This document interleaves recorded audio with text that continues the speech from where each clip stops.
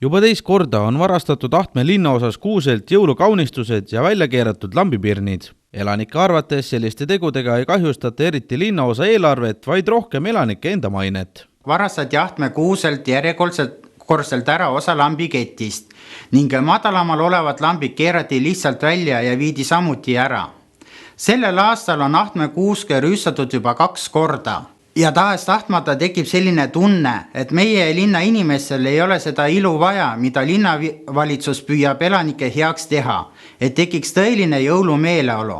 See aasta on soetatud Ahtme linnaosas palju uusi kaunistusi ning ega need kaunistused ja lambid ei ole odavad, kuna nad kõik on mõeldud kasutamiseks spetsiaalselt välitingimustesse. Ning siit tekib tahes-tahtmata küsimus, kas üldse on meie linna inimestele järgmine aasta vaja paigaldada kuuske ja kaunistusi, kui suhtutakse nii ükskõikselt linnavalitsuse tegemistesse ja linnavarasse. Püüame ikkagi suhtuda ja hoida linnavara samamoodi, nagu te hoiate ja suhtute oma varasse. Head alanud uut aastat!